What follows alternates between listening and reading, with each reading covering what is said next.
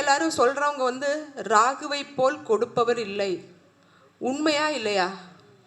ராகு தேசையில வளர்ந்தவங்க இந்த உலகத்துல ரொம்ப அதிகம். அதை ஆசைப்பட்டாதான் எல்லாமே கிடைக்கும். ஆனா ஒரு பிரிவு இப்படி சொன்னா கூட இன்னொருத்தவங்க நான் பஞ்சபரதேசியானே, இருக்கிற இடமே இல்லாமல் போனேன், ஊரை விட்டு ஓடி போனேன், ஒளிஞ்சு போனேன் அப்படின்னு சொல்கிறவங்களும் இருக்கிறாங்க. அப்போ என்னென்ன தெரியல, ஒன்றுமே சொல்லவே இல்லைடா, இவன் வீடு கட்டிட்டான்னு பாருங்க. அவன் சைலண்ட்டாக இருந்தாங்கன்னா அவங்க நிலராசி. தான் செய்ய போகிற விஷயத்த வெளியில் பரப்புனாங்கன்னா அவங்க காற்று ராசி. அப்போ இவங்களுக்கு காற்று எப்போ வரும்னு தெரியாது பார்த்தீங்களா? அதே மாதிரி திடீர்னு வரும், திடீர்னு போயிடும். சேலம் பிரசன்ன ஜோதிடர், சேலம் ஜோதிட உலகில் ஒரு சிறந்த முத்து என்று சொன்னால் ஆனந்தி மேடம் அவர்களை ராகு நின்ற வீட்டு பலன் என்ற தலைப்பில் பேச வருமாறு அன்போடு அழைக்கின்றோம். அனைவருக்கும் வணக்கம். நான் ஜோதிடர் ஆனந்தி, சேலம். எனக்கு உடலும் உயிரும் தந்த தாய் தந்தையருக்கு தலை வணங்குகிறேன். ஜோதிட ஞானம் வழங்கிய அனைத்து ஜோதிட குருமார்களின் பொற்பாதங்களை நமஸ்கரிக்கிறேன். எஸ்கே ஜோதிட பயிற்சி பள்ளி மையம் வழங்கும் 27வது மாதாந்திர கருத்தரங்கிற்கு வருகை தந்திருக்கும் அனைத்து ஜோதிட ஆர்வலர்களையும் ஜோதிட ஆசான்களையும் வருக வருக என வரவேற்கிறேன். இந்த கருத்தரங்கில் எனக்கு பேச வாய்ப்பளித்த ஸ்ரீ யோக வாராகி சக்தி பீட நிறுவனர் ஸ்ரீ யோகநாத் குருஜி ஐயா அவர்களுக்கு பணிவான வணக்கத்தை தெரிவித்துக் கொள்கிறேன். இன்று நான் பேச எடுத்துக்கொண்ட தலைப்பு ராகு நின்ற வீட்டின் பலன்.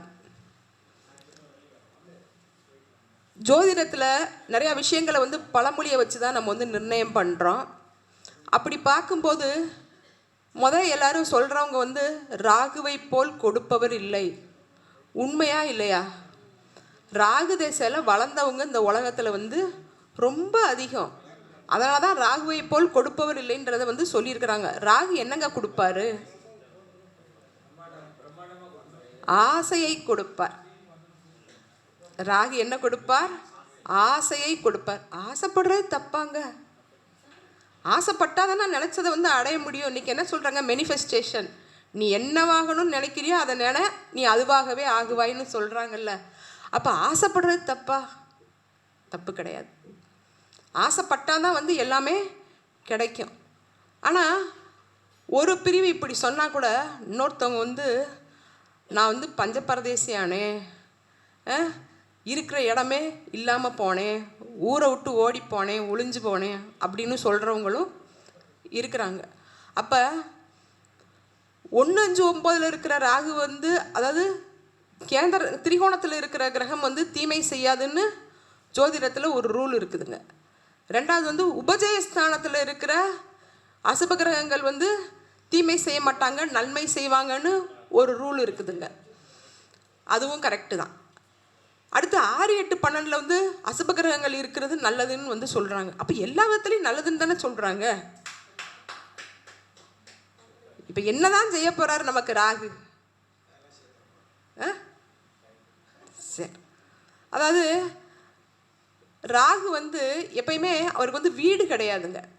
அவர் எந்த வீட்டில் உக்காந்துருக்கிறாரோ அந்த வீட்டை தன்னோட சொந்த வீடாக்கிடுவார். அவர் நிழல் கிரகம். அவர் என்ன கொடுப்பார் அப்படின்னு கேட்டிங்கன்னா ஆசையை கொடுப்பார். அதோட அவர் பாட்டன். ராகுனாலே பாட்டன். அப்போ பாட்டனோட கர்மாவை அப்படியே ஜெராக்ஸ் எடுத்துகிட்டு வந்துடுவார். இப்போ பாட்டன் புண்ணியம் பண்ணார்னா அந்த புண்ணியம் ஜாதகருக்கு உண்டு. பாட்டன் புண்ணியம் பண்ணலைன்னா அதோட எஃபெக்ட்டு பேரனுக்கு கண்டிப்பாக உண்டு. அதுதான் ராகு கொடுக்கறது. அப்போ எல்லாரும் சொல்கிற மாதிரி புண்ணியம் பண்ணால் புண்ணியம், பாவம் பண்ணால் பாவம். அப்போ ராகுக்கு எளிமையாக பலன் சொல்லி முடிச்சாச்சா? ஆனால் நம்ம மக்களுக்கு மனநிறைவு வராது. இன்னமும் நிறையா விஷயங்கள் இருக்குது.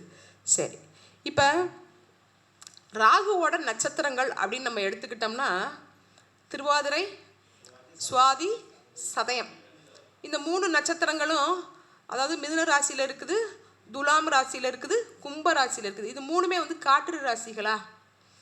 அதை விட இந்த 3, 7, 11 இந்த 3மே காமத்திரிகோணங்கள். அப்போ காசு, காமம், சொத்து.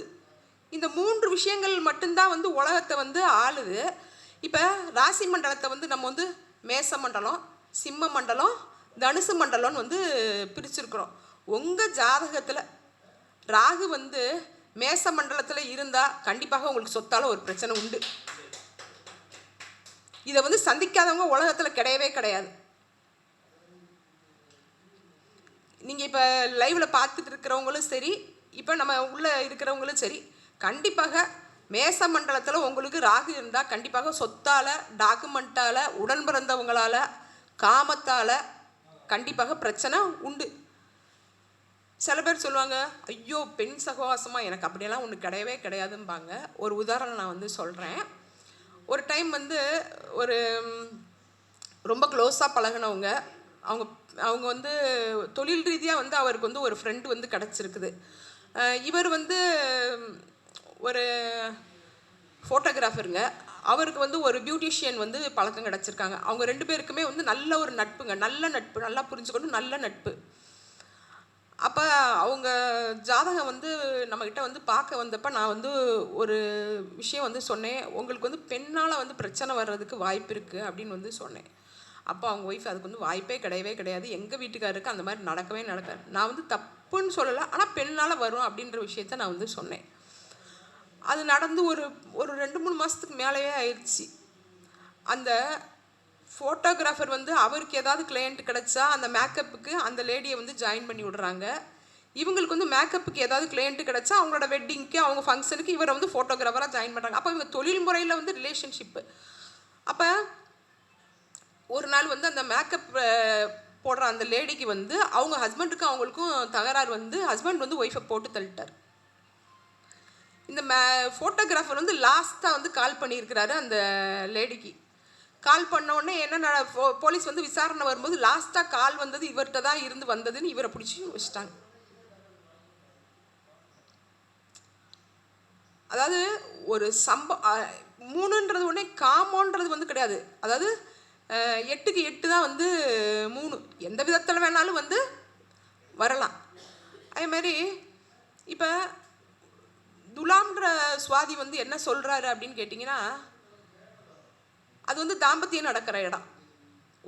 ஒரு ஆணோ ஒரு பெண்ணோ தன்னோட இல்லற இன்பத்தை வந்து வாழ்க்கை துணை மூலமாக மட்டும்தான் வந்து அனுபவிக்கணும்னு சொல்கிற இடம். ஆனால் தவறான அந்த காமத்தில் போகிறவங்க எல்லாமே வந்து கர்மாவை வந்து சுமக்கிறாங்க. எப்படி கணவனும் மனைவியும் வந்து ஒன்று இணைஞ்ச பிறகுதான் அவங்க 2 பேரோட கர்மாவும் வந்து கலக்குது. தவறான ஒரு நட்புல போகும்போது அப்போ அவங்களோட கர்மாவை ஒன்று தவறான நட்பு வந்துருச்சுன்னா அவங்க வீட்டில் நடக்கிற எல்லா பிரச்சனைக்கும் ஜாதகர் வந்து அந்த நட்பில் ஈடுபட்டவங்க கண்டிப்பாக வந்து ஒருத்தரோட பிரச்சனைக்கு ஒருத்தர் வந்து பதில் சொல்லி தான் வந்து தீரணும். அதனால் வந்து 7வது இடமா வந்து காமத்திரிகோணம் வந்து வருது. அங்கே வந்து ராகுவோட நட்சத்திரத்தை வச்சுருக்காங்க. இப்போ 11ஆம் இடத்தை வந்து எடுத்துக்கங்க. 11ஆம் இடங்கிறது வந்து ஒரு மனுஷனோட ஆசைகளை வந்து நிறைவேற்றுற இடம். அவன் வந்து நல்ல ஆசையாக இருந்தாலும் சரி, கெட்ட ஆசையாக இருந்தாலும் சரி, அதை வந்து நிறைவேற்றுற இடம் வந்து 11ஆம் இடம் தான். அங்கே 11ல் வந்து சதயம் வந்து இருக்குது. 1000 நட்சத்திரத்துக்கு வந்து சமமான ஒரு நட்சத்திரம். இப்போ இந்த நான் சொன்ன இடத்துல வந்து ராகு தான் நிற்கணும்னு வந்து கிடையாதுங்க. எந்த கிரகம் நின்னாலும், இப்போ உங்களுக்கு வந்து மிதுனத்தில் வந்து எந்த கிரகம் நின்னாலும் கண்டிப்பாக அந்த காசு காமம் சொத்தால பிரச்சனை வருங்க. துலாத்தில் எந்த கிரகம் நின்னாலும் காசு காமம் சொத்தால பிரச்சனை வருங்க. கும்பத்தில் எந்த கிரகம் நின்னாலும் பிரச்சனை வருங்க. ராகு தான் நின்று பிரச்சனை கொடுக்கணும்னு இல்லை. அந்த ராகு நின்ன வீட்டு வேலையை அந்த ராகு அந்த நட்சத்திரம் வந்து இருக்கிறதுனால அந்த நட்சத்திரத்தில் நின்னாலும் வேலை செய்யும். இப்போ சார் சொன்னார் பார்த்தீங்களா, உங்கள் வீட்டில் கரண்ட் இல்லை, லைட்டு போட்டால் அந்த பக்கத்து வீட்டு வெளிச்சம் உனக்கு அடிக்கும், கண்டிப்பாக வந்து பிரச்சனை வந்து கொடுக்கும். இப்போ இன்னொரு விஷயம் நம்ம வந்து எடுத்துக்கலாம். காலபுருஷ தத்துவத்துப்படி ராசிகளை வந்து நெருப்பு ராசி, நிலராசி, காற்று ராசி, நீர் ராசின்னு வந்து பிரிச்சிருக்காங்க. இப்போ நெருப்பு ராசியில் உங்கள் ஜாதகத்தில் ராகு இருந்தால் எப்படி வேலை செய்வார்? இப்போ நெருப்புலையும் 3 விதமான நெருப்பு இருக்குதுங்க. முதல் நெருப்பு வந்து மேசத்தில் உள்ள நெருப்பு வந்து திகு திகு திகுதுன்னு எரியிற காட்டுத்தீ. ஆமாம்.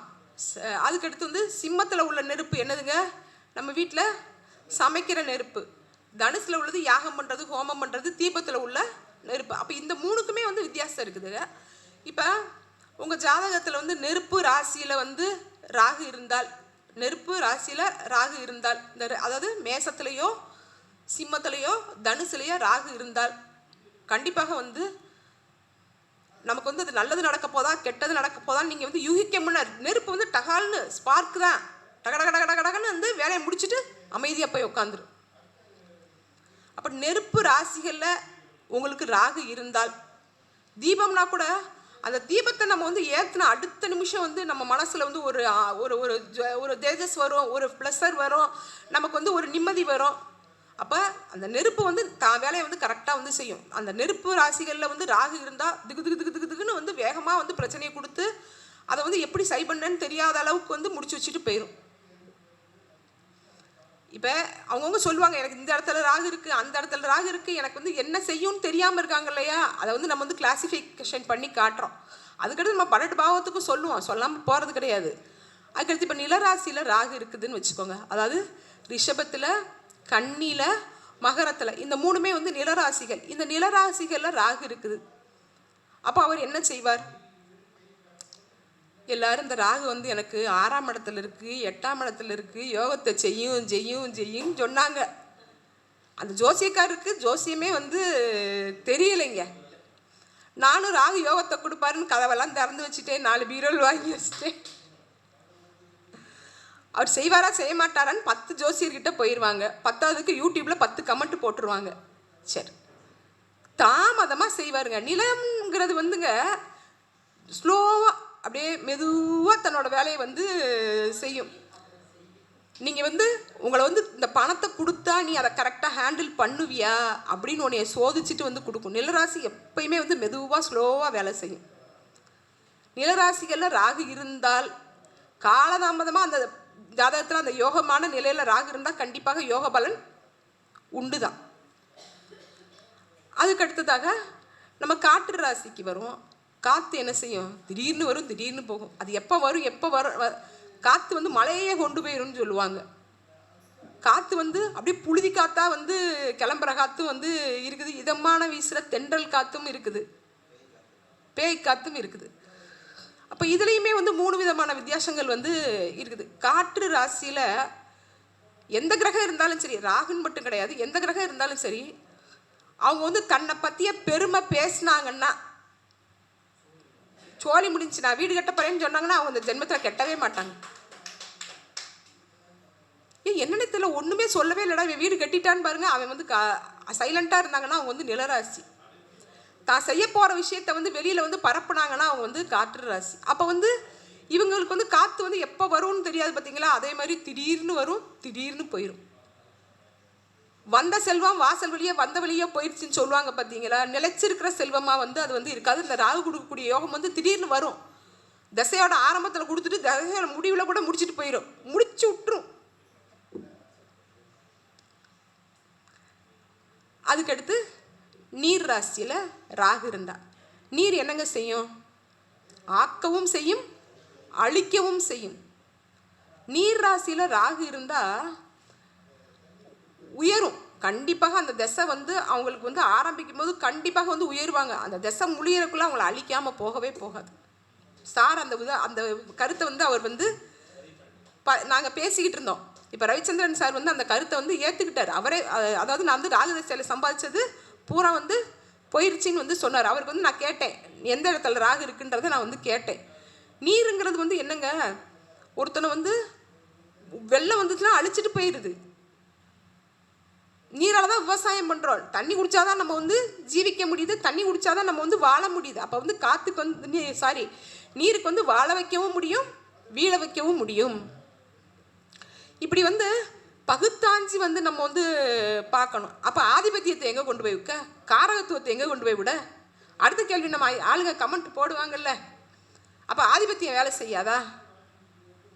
ஆதிபத்தியத்துக்கு என்ன மதிப்பு? நம்ம முதலே சொல்லியாச்சு, ராகுக்கு வந்து வீடு கிடையாது. அவர் வந்து எங்கே உட்கார்ந்துருக்கிறாரோ அந்த வீட்டுக்காரரோட வேலையை அவர் கண்டிப்பாக வந்து செய்வார். அதோட ஆதிபத்தியத்தை அவர் கண்டிப்பாக வந்து செய்வார்.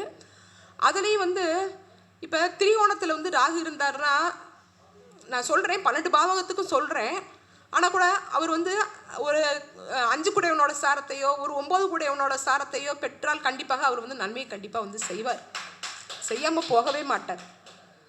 அப்போ தான் அதுக்கு தான் நம்ம முதலே வந்து சொல்லிட்டோம், ராகுங்கிறது வந்து உங்கள் பாட்டனோட கர்மா. அப்போ உங்கள் பாட்டை உங்களுக்கு என்ன சேர்த்து வச்சுருக்கிறாரோ அதோட ரிவர்ஸ் தான் வந்து ராகு வந்து கொடுக்க போகிறார். இந்த ஜென்மத்தில் நீங்கள் வந்து நல்லதை அனுபவிக்க போகிறீங்களா கெட்டதை அனுபவிக்க போகிறீங்களான்றதை நிர்ணயிக்கிறது வந்து நிழல் கிரகம் தாங்க. இன்றைக்கி உலகத்தில் கண்டுபிடிச்சிக்கிட்டு இருக்கிற அனைத்து கண்டுபிடிப்புமே வந்து ராகு தான். இன்றைக்கி நம்ம அப்படியே ஆளுக்கு ஒரு செல்ஃபோன் வச்சுருக்கோம், ஒன்றெல்லாம் இல்லை 2 3 வச்சுருக்கிறோம். இன்றைக்கி பிறந்த குழந்தைக்கு ஒரு செல்ஃபோன் வச்சுருக்கிறாங்க வீட்டில், பாட்டு போட்டால் தான் சாப்பிடும் அப்படின்னு வச்சுருக்காங்க இல்லையா. அப்போ இன்றைக்கி தகவல் தொடர்பு சாதனங்கள் இவ்வளோ தூரம் வளர்ந்துருக்குன்னா அதுக்கு காரணமே வந்து ராகு தான். ராகு இல்லாமல் தகவல் தொடர்பு சாதனங்களே வந்து கிடையாதுங்க. இன்றைக்கி நவீன உலகத்தில் கண்டுபிடிச்சிக்கிட்டு இருக்கிற கண்டுபிடிக்க போகிற அனைத்துக்குமே வந்து ராகு தான் வந்து காரக கிரகம். சரி, இப்போ 12 பாவகங்களையும் ராகு இருந்தால் என்ன பலன்றதை சுருக்கமாக நம்ம வந்து பார்த்துட்டோம். ஏன்னா அடுத்த ஐயா வந்து துண்டு எடுத்துருவார்.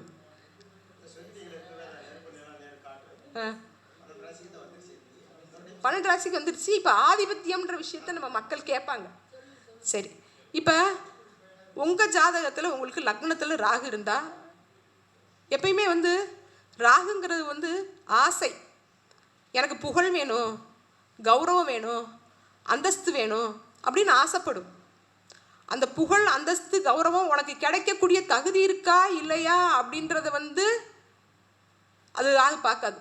லக்னத்தில் அது நின்றுச்சா, எனக்கு வந்து புகழ் வேணும், கௌரவம் வேணும், அந்தஸ்து வேணும்னு அது வந்து ஆசைப்படும். தகுதி இல்லாமல் இருந்தால் கூட அது வந்து ஆசைப்படும். தகுதியான ஆசை அப்படின்னா அது வந்து கண்டிப்பாக வந்து 5 9 சாரம் பெற்றிருக்கும். இல்லை 5 கூடையவனோ 9 கூடையவனோ அந்த லக்னத்துக்குள்ள யோகாதிபதியோட பார்வை வந்து அந்த கிரகத்துக்கு வந்து இருக்கும்.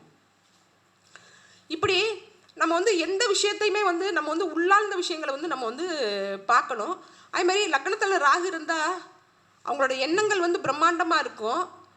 அந்த 5 9 சாரம் பெற்றிருந்துச்சு, நல்ல சுப ஆதிபத்தியம் பெற்றிருந்துச்சு அப்படின்னா எவ்வளோ கஷ்டப்பட்டிருந்தாலும் போராடியாவது அவங்க நினச்சதை வந்து சாதிக்காமல் விடவே மாட்டாங்க. அந்தளவுக்கு வந்து ராகு வந்து வலிமையானவர். நியாயமான உனக்கு அதுக்கு தகுதி இருந்தால் அந்த ஆசையை அவர் வந்து நிறைவேற்றியே வந்து தீர்வார். அவர் வந்து அசுப கிரகம் கிடையாது, நீ செஞ்சதுக்கு தகுந்த மாதிரியான எஃபெக்டை கொடுக்குறவர். சரி, 2ஆம் இடத்துல ராகு இருந்தால் பொய் பேசுவாங்கன்னு ஒன்று சொல்கிறாங்க. 2வது வந்து மறைமுக வருமானம், மறைமுக குடும்பம்னு வந்து சொல்கிறாங்க. தகாத வார்த்தைகள் வந்து சொல்கிறாங்க. எப்பயுமே எந்த கிரகமே அது நின்ற சாரத்தின் அடிப்படையிலையும் அது நின்ற வீட்டு அதிபதியோட பலனையும் தான் வந்து கொடுக்க போகுதுன்றது வந்து மறைமுகமான உண்மை அதுதான். ஆனால் கூட அந்த 2ஆம் வீட்டு வேலைன்னா 2ஆம் வீட்டு வேலையை அது செஞ்சு தாங்க ஆகும். கண்டிப்பாக 2ல் ராகு இருக்கிறவங்க வந்து ஏதாவது ஒரு மறைமுக வருமானம் ஈட்டாமல் இருக்கவே மாட்டாங்க. ஒன்றுக்கு மேற்பட்ட வழியில் அவங்களுக்கு வந்து வருமானம் உண்டு. தகுதி இருந்தாலும் உண்டு, தகுதி இல்லைனாலும் உண்டு. கண்டிப்பாக ஒன்றுக்கு மேற்பட்ட குடும்பம் உண்டு. அதை வந்து யாராலையும் வந்து மறுக்க முடியாது. அவங்க வீட்டில் வந்து டெய்லி ஏதாவது ஒரு பேச்சுவார்த்தை, வம்பு வழக்கு, சாப்பிட்டியான்னு கேட்டாலும் பிரச்சனை, சாப்பிடலையான்னு கேட்டாலும் பிரச்சனை. ஒய்ஃப் வந்து சாப்பிட்றீங்களான்னு கேட்டால் அப்போ நான் சாப்பிடக்கூடாதா அப்படிம்பாரு. சாப்பிட்டீங்களான்னு கேட்டால் அப்போ நீ சமைக்கலையான்னு கேட்பார். கவுண்டர் கொடுத்துக்கிட்டே இருக்கும். அதுதான் வந்து ராகு. இப்போ 3ஆம் இடத்துல ராகு இருக்குன்னு வச்சுக்கோங்க. இன்றைக்கி தகவல் தொடர்பில் யூடியூப்பில் வந்து ஏகப்பட்ட விஷயங்கள் வந்து இருக்குது. அந்த யூடியூப் இருக்கிற அவ்வளோ விஷயங்களையும் வந்து நிறைய வந்து அது சப்ஸ்கிரைபர் நிறையா வச்சுருப்பாங்க பார்த்தீங்களா. அவங்களுக்குலாம் வந்து 3ஆம் இடத்துக்கு கூட ராகு தொடர்பு படும். இல்லைன்னா 3ஆம் அதிபதிக்கு ராகு சம்பந்தம் வந்து இருக்குங்க. ஒருத்தவங்க வந்து தகவல் தொடர்பு துறையில் வந்து அதிகமாக சாதிச்சாங்க அப்படின்னா 1 மில்லியனுக்கு மேலே வியூஸ் போகுது, 1 மில்லியனுக்கு மேலே வந்து சப்ஸ்கிரைபர் வச்சுருக்காங்க, அவங்களுக்குலாம் வந்து ராகு வந்து வேலை செய்வார். உடன்பிறப்பு தான் உடன்பிறப்புன்னு நம்ம எப்பயுமே அதே தான் நம்ம வந்து சொல்லிக்கிட்டு இருக்கிறோம். புதுசான விஷயம், ட்ரெண்டிங்கான விஷயம் என்ன அப்படின்னு கேட்டிங்கன்னா, இன்றைக்கி 3ஆம் இடத்து கூட வந்து ராகு யாருக்கெல்லாம் வந்து சம்மந்தப்படுதோ அவங்க தான் வந்து தகவல் தொடர்பு துறையில் வந்து சாதிக்கிறாங்க. அதுமாதிரி இளைய உடன் சகோதரத்தால் கண்டிப்பாக வந்து மன உளைச்சல் உண்டு. அதை நானும் ஐயாவும் வந்து இப்போ டிஸ்கஸ் பண்ணோம். அது வந்து உண்மைதான். ஐயாவுக்கு வந்து 3ஆம் இடத்துல ரிஷப லக்னம், 3ஆம் இடத்துல வந்து ராகுன்னு வந்து சொன்னார். அப்போ 3ஆம் இடத்துல ராகு இருந்தால் உடன் பிறந்த சகோதரர்கிட்ட நம்ம வந்து இழப்போம். ராகு அப்படிங்கிறது என்னங்க, சென்ற பிறவியில் நிறைவேறாத ஆசை. சென்ற பிறவியில் உங்களுக்கு வந்து எந்த ஆசை நிறைவேறலையோ அந்த பாவகத்தில் தான் ராகு போய் உட்காருவார். நீங்கள் போன பிறவியில் நான் வந்து எதுவுமே வந்து சாதிக்கலை, எதுவுமே வளரலைன்னா உங்களுக்கு லக்னத்தில் உட்காந்து உங்களை வந்து சாதிக்க வைப்பார். நான் எதுவுமே சம்பாதிக்கலை அப்படின்னா 2ஆம் இடத்துல உட்காந்து உங்களுக்கு பணத்தை கொடுப்பாரு. ஆனால் ஒரு மன உளைச்சல் இல்லாமல் போகாதுங்க. மன உளைச்சல் படுத்தாமல் அவர் வந்து கெட்டவராக இருந்தாலும் நல்லவராக இருந்தாலும் எந்த பாவகத்தில் உட்கார்ந்துருக்கிறாரோ அந்த பாவகம் சார்ந்த மன உளைச்சலை ஜாதகருக்கு கொடுக்காம போகவே மாட்டார். அது வந்து அதாவது நிதர்சனமான உண்மை. அதை வந்து யாராலையுமே வந்து மறுக்கவே வந்து முடியாது. அவர் எந்த பாவகத்தில் உட்கார்ந்துருக்கிறாரோ அந்த பாவகம் சார்ந்த மன உளைச்சல் ஜாதகருக்கு கண்டிப்பாக உண்டு. ஆனால் மன உளைச்சலை கொடுத்தாலும் அது அவருக்கு வந்து சாத்தியமா ஃபெயிலியரா அப்படின்றது வந்து அந்த நட்சத்திர சாரம், ரெண்டாவது அவரை பார்க்குற கிரகம், இதுதான் வந்து தீர்மானிக்குது. இப்போ 4ஆம் இடத்துல ராகு, 4ஆம் இடத்துல ராகு கேது, 10ஆம் இடத்துல ராகு கேது அப்படின்னா லக்னமும் 7ஆம் இடமும் ராகு கேது மையப்புள்ளியில் வருங்க. இது வந்து இது வரைக்கும் வந்து யாரும் பதிவு பண்ணியிருக்கிறாங்களா இல்லைன்றது தெரியல. இந்த 4 ராகு இருக்கும்போது ஒழுக்கம்ன்ற ஒரு விஷயத்தை வந்து பேசுகிறாங்க. அது எந்த ஒழுக்கத்தை பற்றி பேசுகிறாங்க? பெண்ணுக்கும் ஒழுக்கத்தை பற்றி பேசுகிறாங்க, ஆணுக்கும் வந்து ஒழுக்கத்தை பற்றி பேசுகிறாங்க. ஆனால் அவங்களுக்கு வந்து இந்த லக்னமும் 7ஆம் இடமும் வந்து ராகு கேது மையப்புள்ளியில் வந்து மாட்டும்போது திருமண தடை வந்து அதிகமாக இருக்குதுங்க. நீங்கள் வந்து 7ஆம் இடம் சிறப்பாக இருக்கும், 7ஆம் அதிபதி சிறப்பாக இருப்பாங்க, சுக்கிரன் நல்லா இருப்பான், செவ்வாய் நல்லா இருப்பான், கல்யாணம் இல்லைன்னு வர்றாங்க பாருங்க. 4 நீங்கள் வந்து ராகு கேது சம்மந்தம் இருந்தால் லக்னம் 7 எல்லாம் கல்யாணம் ஆயிடுச்சு, பிரிவினைக்கு வர்றாங்கன்னா நீங்கள் பாருங்க. இல்லை பிரிவினை ஆகாமல் வாழ்நாள் போகிறோம், ஐயோ என்னை பிடிச்ச வாழவே கூடாது இவங்க கூட வருத்தப்போட வர்றாங்க பாருங்க. அவங்களுக்குலாம் லக்னம் 7ஆம் இடம் வந்து ராகு கேது மையப்புள்ளியில் மாட்டியிருக்கு. நான் வந்து பார்த்துட்டேன். ஐயா சொன்ன மாதிரி நம்ம வந்து 1000 ஜாதகம்னு வேண்டாம் சொல்ல வேண்டாம், ஆதாரத்தோடு வந்து நம்ம வந்து 100க்கும் மேற்பட்ட ஜாதகத்தை வந்து நிரூபிக்க வந்து முடியும். சரி, அதுமாதிரி ஒழுக்கம் சார்ந்த பிரச்சனை இருக்குதா இல்லையா அப்படின்றத அவங்களோட லக்னாதிபதி தான் நிர்ணயம் பண்ணுறாரே தவிர 4ஆம் அதிபதி நிர்ணயம் பண்ண மாட்டார். 4ல் ராகுவா உடனே திருமண பொருத்தத்துக்கு இது வந்து தகுதி இல்லாத ஜாதகம்னு தூக்கி போடுறாங்க. அதை இந்த பையனுக்கு வந்து இந்த பொண்ணுக்கு வந்து ஒழுக்கம் சார்ந்த பிரச்சனைன்னு வந்து சொல்கிறாங்க. லக்னாதிபதி வலுவாக இருந்தா, லக்னாதிபதியை குரு பார்த்தா, அவனுக்கு அந்த மாதிரி சந்தர்ப்பம் வந்தால் கூட அவங்க அதை வந்து பாஸ் பண்ணி போயிடுறாங்க, இதுவும் கடந்து போகும் அப்படின்னு. இப்போ சமீபமாக ஒரு 33 வயசு ஒரு டாக்டரோட ஜாதகத்தை வந்து பார்த்தேன். அப்படி ஒரு அழகுனா அழகு, அப்படி ஒரு டேலண்ட்டு, அப்படி ஒரு சம்பாத்தியம். இது வரைக்கும் வந்து அவங்கள வந்து பொண்ணு கேட்காத ஒரு கோடீஸ்வரனே வந்து கிடையாது. அவங்க படிக்கும்போது அவங்கள வந்து ப்ரப்போஸ் பண்ணாத ஆளே வந்து கிடையாது. இந்த நிமிஷம் வரைக்கும் அவங்க வந்து சாதிக்கணுன்ற எண்ணத்தை தவிர அவங்களுக்கு வந்து மனசில் வேறு எதுவுமே கிடையாது. ஆனால் 4ஆம் இடத்துல வந்து அவங்களுக்கு வந்து ராகு இருந்துச்சு. அப்போ 4ஆம் இடத்துல ராகு இருந்தோடனே அவங்களுக்கு வந்து ஒழுக்கக்குறையால் வந்து திருமணம் நடக்கலைன்ற வார்த்தையை வந்து சொல்லக்கூடாது. ராகுக்கு இது மையப்புள்ளியில் வந்து ஒரு லக்னமும் 7ஆம் இடமும் அப்படின்றத சொல்லணுமே தவிர அவங்களோட ஒழுக்கக்குறைவுன்ற விஷயத்த அந்த இடத்துல நம்ம வந்து பேசவே கூடாது. இப்போ 4ல் வந்து ராகு இருந்து தாயாரால் கண்டிப்பாக வந்து மன உளைச்சல் உண்டுங்க. நீங்கள் எவ்வளோதான் நல்ல பிள்ளையாக உளுந்து பார்த்தா கூட நீங்கள் உள்ளூர்லேயே இருந்து அம்மா அப்பாவுக்கு 1000 பணிவிட செய்வீங்க. தினம் வந்துட்டு போகிற பிள்ளையை பற்றி அவங்களுக்கு வந்து கவலையாக இதே இருக்காது. தினம் வந்துட்டு போகிறவங்க. ஆனால் என்றைக்கோ வெளிநாட்டிலேருந்து வருவான் பாருங்கள், வெளியூர்லேருந்து வருவான் பாருங்கள், ஒரு நாள் 1 மணி நேரம் இருக்கிறவங்களுக்கு இருக்கிற மதிப்பு வீட்டுக்கு பக்கத்துலையோ வீட்லேயோ உட்காந்து பார்க்குற பிள்ளைக்கு கிடையாது. அதனால் வந்து உங்களுக்கு 4ல் வந்து ராகு இருந்து அம்மா அப்பா மன உளைச்சலை படுத்துனாங்கன்னா, கேது இருந்து அம்மா அப்பா மன உளைச்சல் படுத்துனாங்கன்னா அது ஒரு விஷயமா நீங்கள் மைண்ட் பண்ணாதீங்க. அது வந்து உங்களுக்கு கிடைக்கப்பட்ட வரம். ஏன்னா அம்மா அப்பாவை நீங்கள் பார்க்குறீங்க இல்லையா, அந்த புண்ணியத்தை கடவுள் எழுதுவார். உங்கள் அம்மா அப்பா எழுத வேண்டிய அவசியமே வந்து கிடையாது. அந்த புண்ணியத்தை வந்து கடவுள் எழுதி அடுத்த ஜென்மத்தில் உங்களை வந்து நல்லபடியாக வாழ வைப்பார். இப்போ 4ஆம் இடத்துல வந்து ராகு இருக்கிறவங்க அழகாக வந்து பிளான் போட்டு வாங்குவாங்க. ஒரு 10 வாஸ்து கன்சல்டன்ட் வந்து பண்ணுவாங்க. ஆனால் கண்டிப்பாக அவங்க வீட்டில் வாஸ்து குறை இல்லாமல் அவங்க வீடு இருக்கவே இருக்காது. ஒன்று ஈசானியை இழுத்துரும். ஈசானியை இழுக்கிறது நல்லதுன்னு ஒரு கருத்து இருக்குது.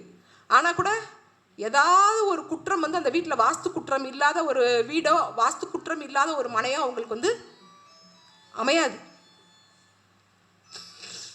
இப்போ 5ல் ராகுங்க, 5ல் ராகு இருக்கிறவங்கள மாதிரிங்க மந்திரம் சொல்ல யாராலையும் முடியாதுங்க. 5ல் ராகு வந்து பிள்ளையால் மன உளைச்சல் அப்படின்னு வந்து சில பேர் வந்து சொல்கிறாங்க. அதில் வந்து ஒரு 10-20% உண்மையாக இருந்தால் கூட ஒன்று பிள்ளை பிறக்கிறதுக்கு முன்னே மன உளைச்சலாக இருக்கும், இல்லை பிள்ளை பிறந்ததுக்கப்புறம் மன உளைச்சலாக இருக்கும். 5ல் ராகு வந்து பூர்வீகம், குலதெய்வம், குழந்தை, அதிர்ஷ்டம், காதல், இந்த 5 விஷயத்துலையும் உங்களை கை வைக்காமல் போகவே போகாது. ஆனால் உங்களை வந்து ஒரு சோதனை கொடுத்தா கூட, ஒரு மனவேதனையை கொடுத்தா கூட திரும்ப வந்து உங்களுக்கு ஒரு நல்ல ரிசல்ட்டை கண்டிப்பாக வந்து அவர் வந்து கொடுக்குறார். ராகு தான் நின்ற வீட்டு பலனை வந்து பெருக்குவாருங்க. அப்போ 5ஆம் வீட்டில் ராகு நின்னா ஒரு குழந்தைய கொடுக்காம போயிடுவாரா? 5ல் ராகு இருக்குது, அப்போ உங்களுக்கு குழந்தை பிறக்கான்னு சொல்ற. 5 கூடயே அவன் ஜாதகத்தில் என்ன நிலையில் இருக்கான், குரு அவன் ஜாதகத்தில் என்ன நிலையில் இருக்கான், அவனை வச்சு நீ சொல்லு 5ல் ராகு தூக்கி போட்டு இந்த ஜாதகத்துக்கு குழந்தை பிறக்காதுன்னு அதை வந்து திருமண பொருத்தத்திலே வந்து ரிஜெக்ட் பண்ணுறாங்க.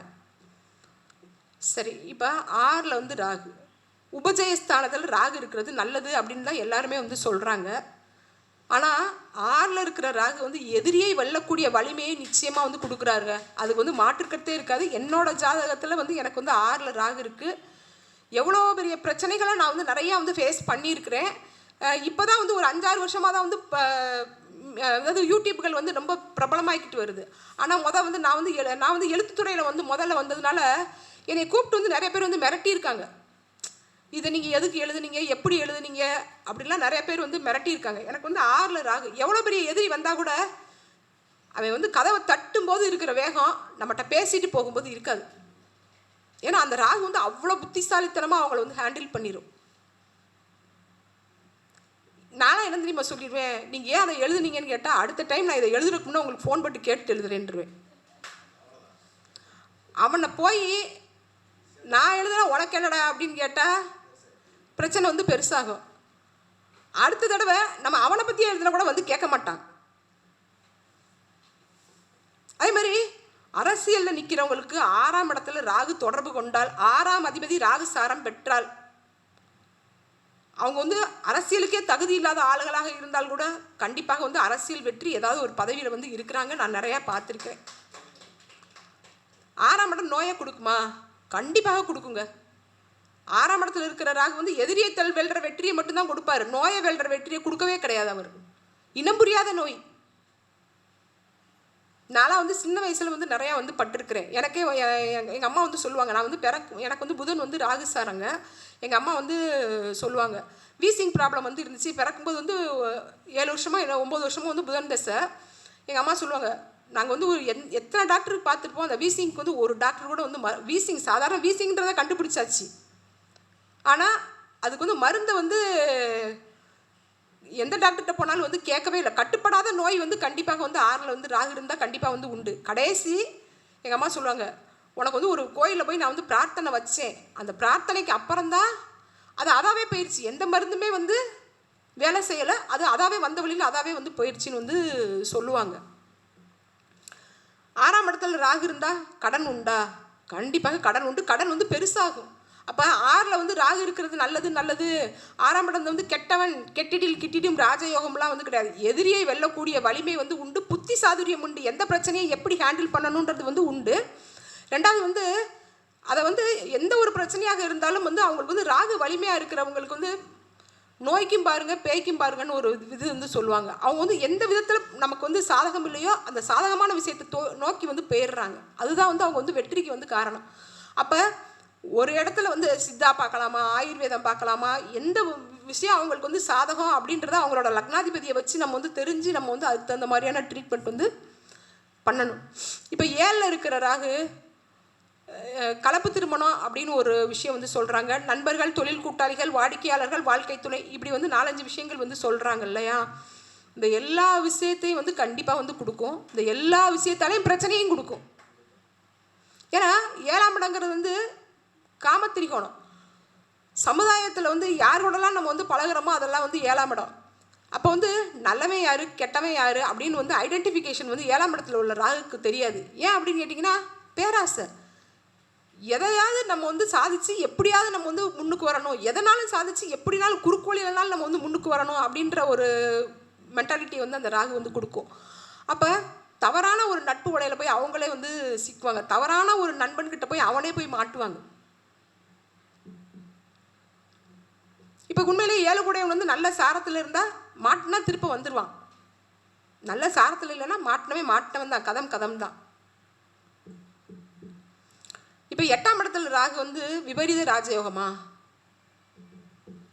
8ஆம் இடத்துல உங்களுக்கு ராகு இருக்குது அப்படின்னா பெண்ணாக இருந்தால் மாங்கல்ய தோஷம்னு சொல்கிறாங்க, ஆணாம் இருந்தால் ஆயுள் பற்றி சொல்கிறாங்க. தீர்க்க முடியாத பிரச்சனை தாங்க 8ஆம் இடம். அதாவது ஒரு விவாதத்துக்கு வந்து நல்லா இருக்குது, எத்தனை பேருக்கு உயிர் சொத்து கொடுக்குறதுக்கு வந்து கியூ கட்டி நிற்கிறாங்களா? அடுத்த வேளை சோத்துக்கே வழி இல்லாமல் இருக்கேன். அவன் ஜாதகத்தில் 8ஆம் இடத்துல வந்து ராகு இருக்குது, 2ஆம் இடத்துல வந்து கேது இருக்குது. அவன் போய் எங்கே போய் இன்சூரன்ஸ் போட? அவனுக்கு வந்து யார் உயிர் சொத்து எழுதி வச்சுருக்கிறாங்க? அதிர்ஷ்டம் அப்படின்னா என்ன அப்படின்னு கேட்டிங்கன்னா, இன்றைக்கி நீ 5 ரூபா சம்பாதிச்சுக்கிட்டு இருந்தீங்கன்னா 10 ரூபா கிடச்சா அதுதாங்க அதிர்ஷ்டம். 10 ரூபா சம்பாதிக்கிறவனுக்கு 100 ரூபா கிடச்சா அதுதான் வந்து அதிர்ஷ்டம். அதிர்ஷ்டம் அப்படின்னா லாட்ரியோ ரேஸோ இதோ கிடையாது. அந்த 5ஆம் இடம் பேசும்போது வந்து பங்குச்சந்தை வந்து நான் வந்து விட்டுட்டேன். 5ல் ராகு இருக்கிறவங்க குரு பார்வை இருந்து, அவங்க லக்னத்தில் 6 குடையவனோட 8 குடையவனோட சம்மந்தம் இருந்து, 5ல் உள்ள ராகுக்கு நல்லா புரிஞ்சுக்கோங்க, 6 8 குடையவனோட சம்மந்தம் இருந்தால், குரு பார்வை இருந்தால் அவங்க வந்து பங்குச்சந்தைக்கு போனால் நிச்சயம் அவுட்டு. எல்லோரும் வந்து 5ஆம் இடத்தை வந்து குரு பார்க்குது, குரு வந்து பெரும் பணம் அப்படின்னு வந்து சொல்லி வசனம் சொல்லி வந்து அனுப்புகிறாங்க. அது கிடையவே வந்து கிடையாது. 5ஆம் இடத்துல வந்து ராகு 6 8 குடையவனோட சம்மந்தம் பட்டுச்சுன்னா அவன் வந்து 5 ரூபா போட்டால் 50 ரூபா இழக்கிறான். அதாவது இந்த நான் வந்து என்ன சொல்லுவாங்க, குதிரை வாழை பிடிச்சிட்டேன்னு வந்து சொல்லுவாங்க.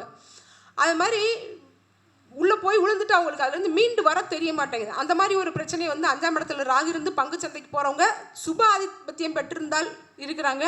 5 கூடையவன் நல்லா இருந்தாலும் அவங்களுக்கு வந்து பணம் வருது. இப்போ 8ஆம் இடம் வந்து தீராத ஒரு பிரச்சனை. இப்போ 6ஆம் இடம் கொடுக்கக்கூடிய பிரச்சனைகள் வந்து தீரக்கூடிய பிரச்சனைகளை,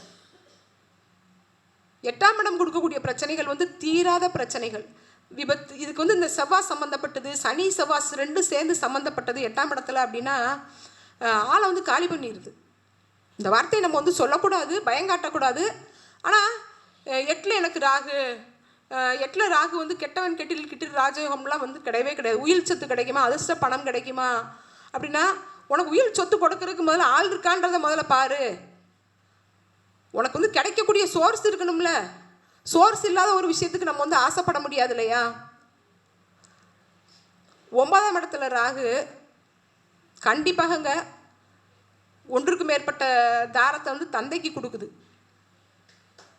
தந்தைக்கு கொடுத்த மாதிரி பேரனுக்கு கொடுக்குது, மகனுக்கு கொடுக்காது. தந்தைக்கு கொடுத்த மாதிரி பேரனுக்கு கொடுக்குது. நீங்கள் 9ல் ராகு இருந்தால் உங்கள் அப்பாவுக்கு 2 தாரமானு கேளுங்க. அடுத்து நீங்கள் அந்த பேரை இருந்தால் அந்த ஜாதகத்தை, அவங்க ஜாதகத்தை பேரனோ பேத்தியோ இருந்தால் வாங்கி பாருங்கள், அவங்களுக்கு வந்து 2 தார தோசை அமைப்பு இருக்கும். இப்போ 9ஆம் இடத்துல இருக்கிற ராகு வந்து 9ங்கிறது வந்து உயர்வான இடங்க. நிச்சயமாக வந்து அவங்களுக்கு வந்து ஒரு ராஜயோகத்தை கொடுக்குது. அவங்களுக்கு வந்து எவ்வளோ பெரிய கர்மா இருந்தால் கூட அவங்க வந்து வெளியூர் வெளிநாடு வெளிமாநிலம் போகும்போது அவங்க வாழ்க்கை ஒரு சுபத்துவமாக தாங்க இருக்குது. வெளியூர் வெளிநாடு வெளிமாநிலத்துல போய் 9ஆம் இடத்துல ராகு இருக்கிறவங்க நிச்சயமாக நல்லா இருக்கிறாங்க. எதனால் நல்லா இருக்கிறாங்க? அவங்க கர்மாவை மீறி ஏன் நல்லா இருக்கிறாங்க? நீங்கள் முதல் சொன்னீங்க கர்மா எப்படியோ அப்படி தான் சொன்னீங்க. 9ல் ராகு வந்து நல்ல கர்மாவா கெட்ட கர்மாவா அப்படின்னு வந்து விசாரணையே வந்து கிடையாது. ஏன் அப்படின்னு கேட்டிங்கன்னா, 9ஆம் இடங்கிறது வந்து வெளியூர் வெளிநாடு வெளிமாநிலம். அவன் எப்படி வெளியூர் வெளிநாட்டுக்கு போகிறான்? அவன் சொந்த பந்தத்தெல்லாம் விட்டுட்டு போகிறான். காசு இருக்குது இல்லையா? அந்த காசுன்ற ஒரு விஷயத்துக்கு தானே அவங்க போகிறாங்க. அவன் வந்து எல்லாத்தையும் இழந்துட்டு தான் அங்கே போய் வந்து உட்காடுறான். அப்போ அந்த ராகு வந்து அவனுக்கு வந்து யோகத்தை கொடுக்குது. ஆனால் 9ல் ராகு இருந்தால் வெளிநாட்டில் போய் கஷ்டப்படுறவனு இருக்கான். அப்போ அந்த ராகு வந்து பார்த்த கிரகம் வந்து 6 குடையவனாக இருக்கலாம், இல்லை 6 குடையவனோட சாரம் வந்து ராகு வந்து பெற்றிருக்கலாம். அந்த சாரநாதனை வச்சு நம்ம வந்து முடிவு பண்ணும்போது துல்லியமான பலனுக்கு நம்ம வந்து வரலாம். ரெண்டாவது வந்து வீடு கொடுத்த கிரகம் வந்து நல்லா இருக்கா கெட்டு போயிட்டா அப்படின்றதையும் நம்ம வச்சு முடிவுக்கு வந்துக்கலாம். இப்போ அடுத்து வந்து 10ல் ராகு, 10ல் ஒரு பாவியாக இருக்கணும்னு சொல்கிறாங்களே. அப்போ 10ல் வந்து ராகு இருக்கும்போது வந்து பல தொழில் வித்தகர்களாக இருக்கிறாங்க. ஆனால் இந்த எக்ஸ்போர்ட் பண்ணுறவங்க இவங்களுக்கெல்லாம் வந்து 10ஆம் இடத்துல ராகு இருக்குது. இந்த கார்ப்பரேட் இருக்குது பார்த்தீங்களா, ராகுனாலே புத்திசாலித்தனங்க.